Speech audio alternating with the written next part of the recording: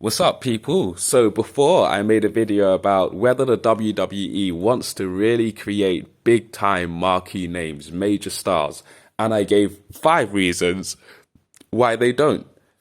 But in the fairness of being balanced, I'm going to look at the other side. And in this video, I'm going to talk about 5 reasons why they actually do and are trying, but it's just not working as effectively as it did in the past.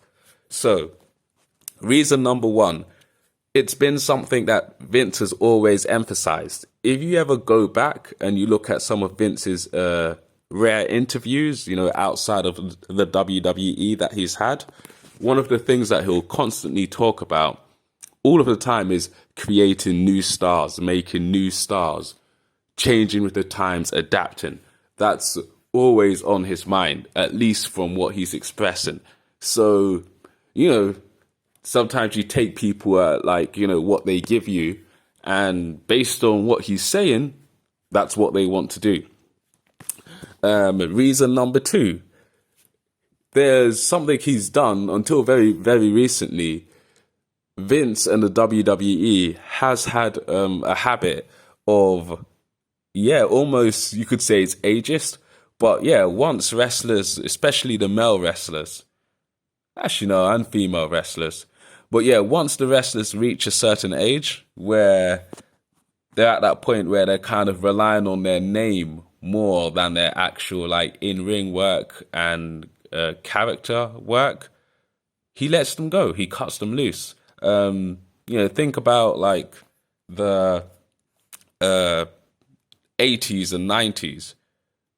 Even wrestlers like Andre the Giant, Randy the Macho Man Savage, once they reached a certain age and he felt like they couldn't perform or bring it like they did before, and he felt like there was a need to bring in younger guys and new stars, what did he do? He put Randy Savage in the commentary booth.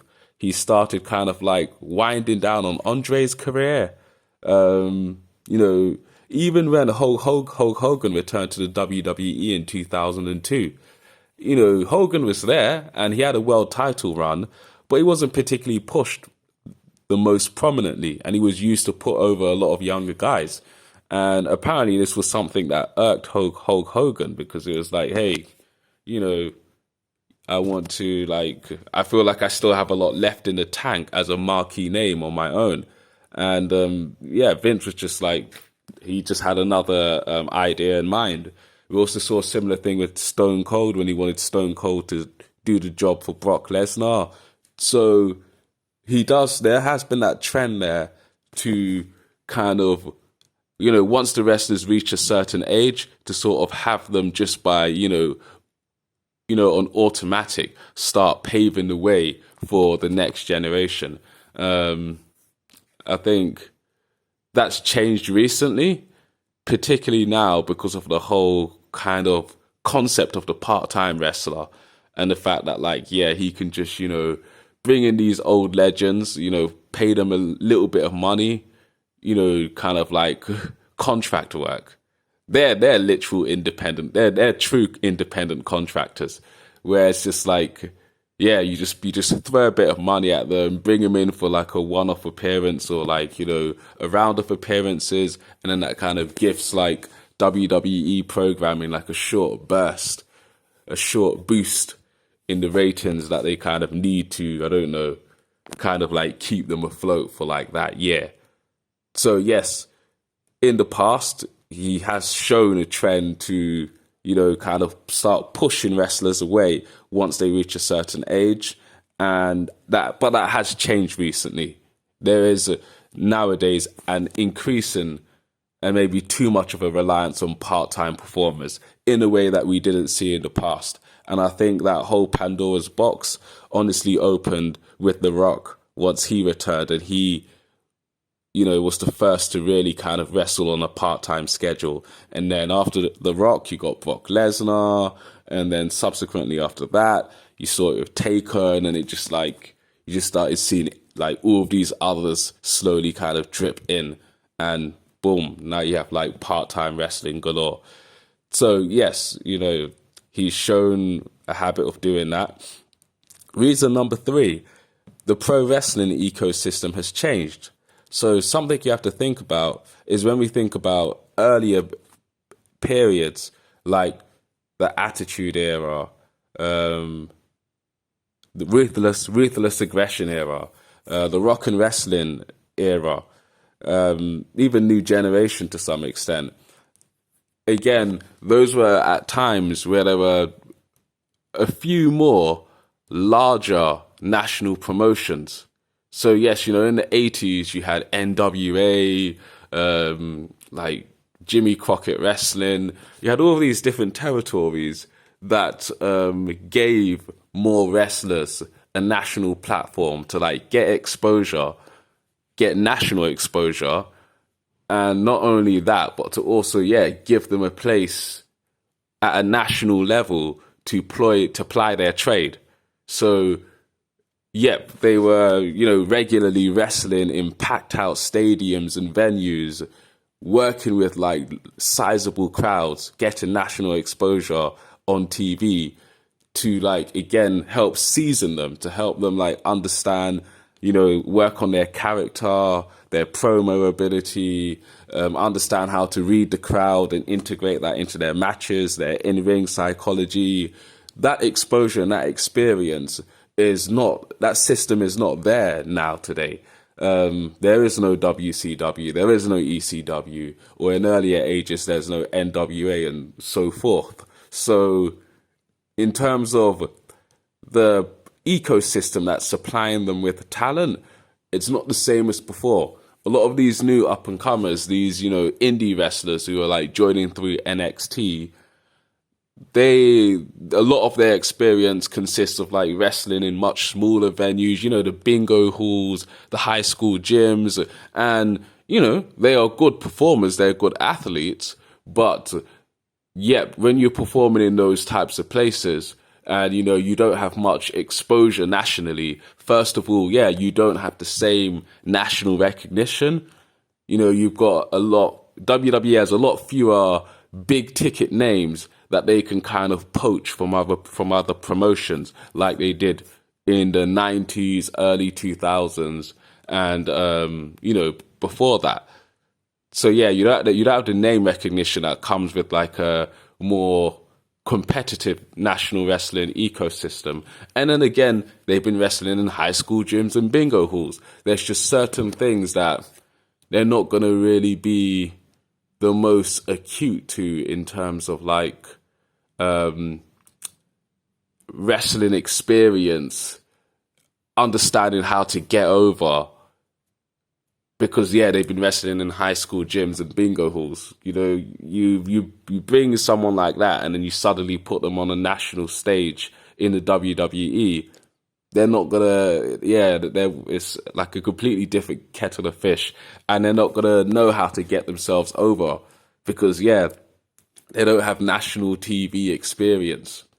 So maybe the WWE is finding it difficult to create stars because the talent is just less primed for stardom simply because they just don't have the same types of experience or exposure. So I think that is something that like plays a big role. Then reason number 4, we have to, just look at the WWE's track record. The WWE is always trying to make new stars. And there is this theory that like, maybe the fact that for a very long time, from like the late 2000s until the mid 2010s, late 2000s to the mid 2010s, you had like, you really had the rise of Cena, and it reached a point where it was just Cena and friends, kind of like what you had with Hulk Hogan in the past. And there's this idea that was done by design, but the kind of evidence on the ground doesn't necessarily prove that, because when you think of 2005, 2006, 2007, Batista, the WWE really tried to create major stars, marquee names out of like Batista, Randy Orton. It wasn't only John Cena And if you remember, in the mid 2000s, to be honest, John Cena wasn't necessarily even the guy at that time. You know, you go back and you look at some of those pay-per-views, he didn't always close it out. When he went up against Batista in those early years, Batista would normally beat him, as we saw in Royal Rumble 2005.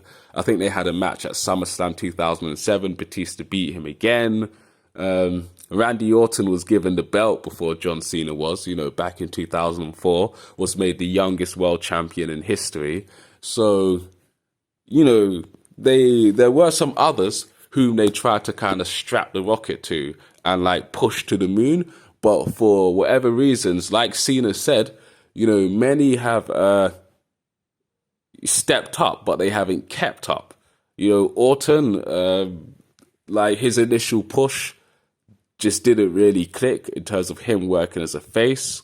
Then, you know, he had incidents in the past in terms of violating the wellness policy, which kind of also contributed to sort of affected his stardom. They tried with Batista, but, you know, the injuries started piling up. And then, yeah, by the time 2009, 2010 came along, it was just like, yeah, the stardom wasn't the same. And even him, you know, Batista is, in his own right, a star. You know, think about he's in movies and everything now. You know, even you had, yeah, and I think others have mentioned this, like Casual Q. You even had, like, Rob Van Dam. You know, they tried it. They tried at one time, yeah. And this is something that others like Bruce Pritchard have also kind of vouched for, where, yeah, with Rob Van Dam's push in 2006 with the whole ECW brand, I think they really wanted to kind of make something big out of him because they saw the potential with him. Vince was quite keen on RVD, but, you know, there was the whole weed situation that happened, and then RVD ended up leaving a year later. So it also, in terms of this whole thing of, oh, they don't want to create stars, it's not necessarily through lack of trying. They have tried. That's an argument you could give. Then also, even, you know, like moving away from the ruthless aggression and going forward, you even have like, you know, again, I think, yeah, when we think about like more recent memory, like from 2014 and beyond, they have also been trying since then. I think with fewer wrestlers, because there's fewer wrestlers primed for that stardom nowadays. But they did try with Seth Rollins. You know, you think about 2015 during his world title run. You know, he was on the Today Show. They did try a bit, you know, and then they tried again with him in 2019. You know, in terms of having him beat Brock Lesnar twice and all of that stuff, and it just wasn't really sticking. So yeah, maybe the WWE is trying, but the talent is just not biting in relation to that. And reason number 5, and the last reason, is social media. I think it goes without saying, social media and just kind of like the rise of the internet in general has, completely changed professional wrestling. And yeah, it's just changed it in terms of a larger portion of the audience are like smarkier now, and, you know, are suddenly like wrestling experts with an opinion, and that includes myself. I'm not excluded I'm not excluded from that. I understand, but yeah, like the social media and the fact that they're smarkier just means that it's, yeah, you know, everybody's got their kind of little kink and their niche that they like nowadays. So it's, yeah, it creates a much more difficult environment to create, you know, multiple stars who are universally loved. Because, yeah, smarks, yeah, they all have their own, like, little preferences, and, yeah, it's a lot more difficult to unite them around one universal figure, especially once that person starts really getting pushed prominently. They kind of make their voices heard at the live shows, and then, yeah, it just, like, contributes to making that difficult. So there's, social media and the smarkiness and how it's difficult for them to just unify around one particular name and help them become a star. Then it's also social media has contributed to the death of kayfabe. Now all these wrestlers have Twitter. They're kind of showing you an Instagram. They have Twitter and Instagram, and they're showing you stuff about their personal life. And, you've got Alexa Bliss. Like 1 minute on Monday, she's acted like the evil, scary demon girl. And then on Tuesday, she's like showed you pictures of her dog and like cried about how her like pig died. Her pet pig died. Sorry to hear that, Alexa Bliss. But yeah, like once you're seeing that kind of thing on Instagram, that kind of boundary is gone, and you can't take that person seriously in the same way in terms of their wrestling persona, and it's just not the same kind of mystique because the boundaries aren't there. It's just like, oh yes, I know about your whole life on social media, and I think that I can DM you and talk shit to you. So there's that. And also social media, and especially like the rise of what I would like to call cancel culture. Not everybody agrees that is a thing, but I do think I think it is increasingly becoming a thing. And it's a thing in wrestling as well, where these wrestlers are constantly being scrutinized online. Any little tweet or thing they do receives a quote-unquote backlash of kinds. And I feel like there has been, people who could have become really big stars, and then cancel culture sort of came and changed that. And this one is a bit controversial. But a recent example is Velveteen Dream. Now, again, it's tricky because, if he's done what we think that he has done, then he rightfully so got cancelled. But the evidence surrounding it is still kind of blurry, especially once Velveteen finally spoke out on it. But the fact is, that's, let's say, for example, it could be true, but it could be a lie. It could be just BS. And let's say it is BS, then, like, even if it's proven to be BS, his name has taken such a hit from all of that. And he was, I have no doubt in my mind that he was going to be, he had the potential, he had megastar potential. But now we're never gonna know. It's always gonna be one of the biggest what ifs in recent pro wrestling history. And part of that came down to like social media and cancel culture. You even see that to some extent with Lars Sullivan. I mean, so those are my reasons. Reason number one, McMahon is always talking about how he wants to create stars. Reason number two, he's actually, until very recently, made it a thing of like retiring the older wrestlers or kind of pushing them in that direction to make way for the new generation of stars. Reason number three, the pro wrestling ecosystem is not the same, although that might change with AEW. AEW is acting as kind of an additional place where wrestlers could get exposure and get that experience, and help become bigger stars. Because there are a couple AEW stars that the WWE could poach and make something out of. Like you got Hangman Adam Page. Trying to think of some other names. Hangman Adam Page. I think him. That's the first name that springs to mind. I can't think of any others right now, but there are one or two others. What's his name? Luchasaurus. Like, if they were signed as they were and they came to the WWE tomorrow, that could cause like a rupture. And then reason number four, they've tried. They're always trying to make new stars. It just doesn't always work. And reason number five, the rise of the internet and social media. But yeah, that's me. I'm done. Thank you for listening. Peace.